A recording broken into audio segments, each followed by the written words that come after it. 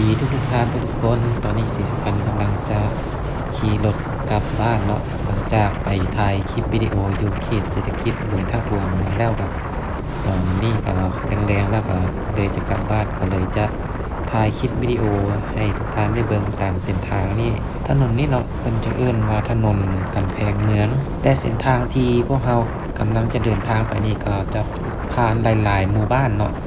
บ่ว่าจะเป็นบ้านพลทานที่เราเริ่มต้นนี่เนาะแล้วก็ขึ้นไปนี่ก็จะเป็นบ้านเวียงเจริญบ้านหองไก่แก้วแล้วก็พลต้องทงตุ้มเนาะแล้วก็ทงสังนางหนองด้วงท้องค่าและเส้นทางที่แยกลงไปเบื้องขวาของพวกเรานี่ก็เป็นศูนย์การค้าลาวเอเต็กนี่เองเส้นทางที่ศรีสุพรรณจะใช้เดินทางกลับบ้านนี่แม่นจะเป็นเส้นทางลาดเดอร์ทุกท่านก็จะมีบางตอนบางบอนเป็นเส้นทางเป็นซอยเป็นโฮมน้อยเนาะก็จะแคบๆในเส้นทางก็แต่ว่ามีวิวทิวทัศน์ในสองฝั่งทางเนาะเฮือนซานบ้านซองนี่งามเลยทีเดียวนอกจากเฮือนซานบ้านซองที่สวยงามแล้วก็ยังมีมหาลัยลาวเมกาเนาะที่เราจะผ่านไปนี่แล้วก็เขตตลาดแรงหลวงร่วงนั้นก็จะเป็นเท่าใดก็ไปติดตามรับชมกันเลยเนาะ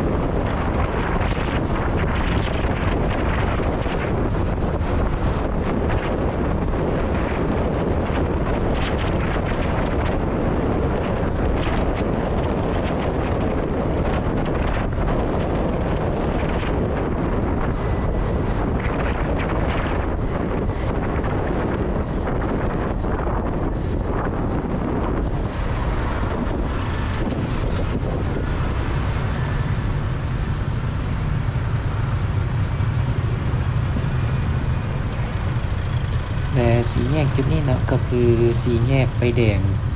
อยู่ธาตุหลวงนี่เองเนาะเลี้ยวเบื้องขวานี่ไปก็จะออกไปทางหัวขัวไปทางโน้นข้อโน้นหวายเนาะพออยู่หันจะมีอีก3แยกหนึ่งทางขี่ซื้อตามเส้นทางลักนี่ไปก็จะเป็นบ้านบางซ้ายเนาะขึ้นไปฮอดหลัก5หอประสูนแห่งชาติคนใดเนาะแล้วก็เลี้ยวเบื้องซ้ายไปนี่จะเป็นธาตุหลวงนั่นเองเนาะก็บ่ได้ไกลจากนี่เลยประมาณ100 กว่าเมตรก็พอระดับฝากกว่าขอโทษเด้อทุกท่านยังอีกบ้านหนึ่งที่สิสุพรรณบ่ได้บอกไปตั้งแต่ต้นเนาะก็คือบ้านธาตุหลวงนั่นเองเนาะธาตุหลวงเหนือและธาตุหลวงใต้จะอยู่ติดกันอยู่กลางทางซ้ายของเราเนี่ย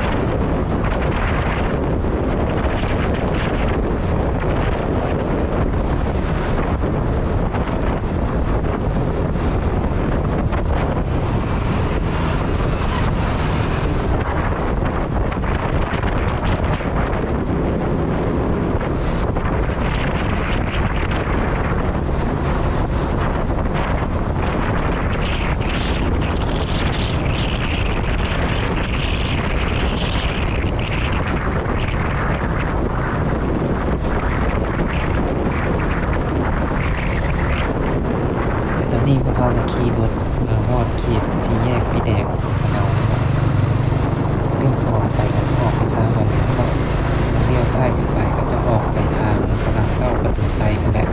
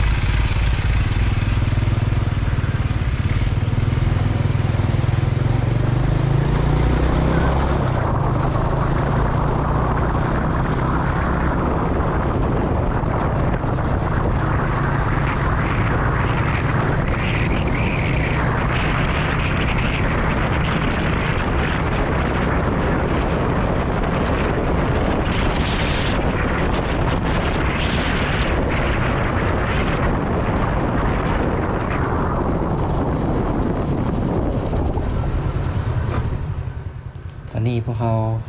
เดินทางมาฮอดเขตบ้านพนต้องแล้วเนาะก็แยกเบื้องขวานี่ไปก็จะออกไปทางห้องหมอ150เตียงเนาะแยกเบื้องซ้ายก็จะออกไปทางประตูไซ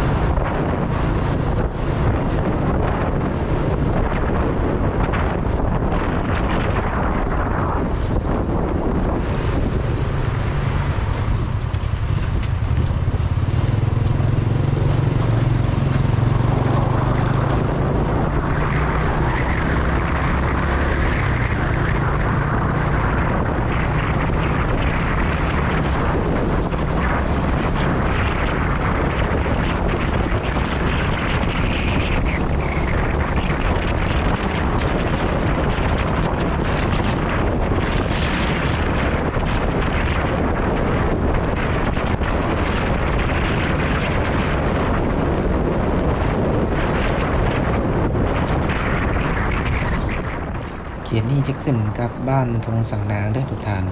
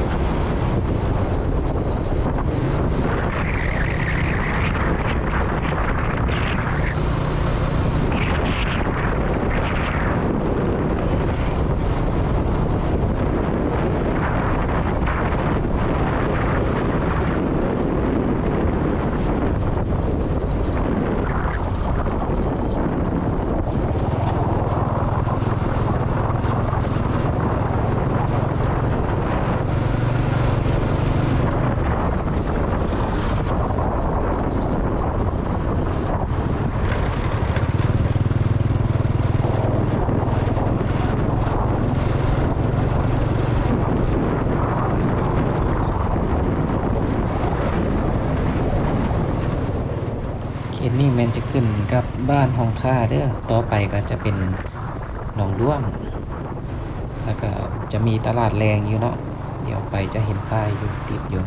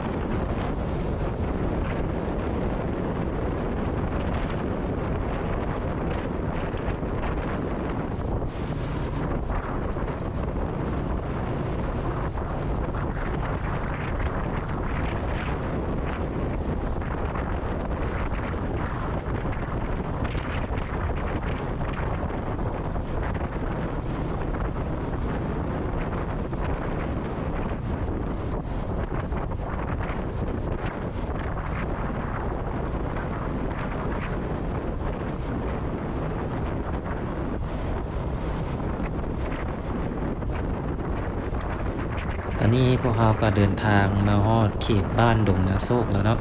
ก็คือบ้านศรีสุพรรณพักอาศัยอยู่นี่เองเนาะก็วิดีโอนี้ก็จะจบไปแต่เพียงเท่านี้เนาะทุกท่านก็ฝากทุกท่านไปติดตามเพื่อเป็นกำลังใจให้ศรีสุพรรณได้เฮ็ดคลิปวิดีโอต่อไปเด้อ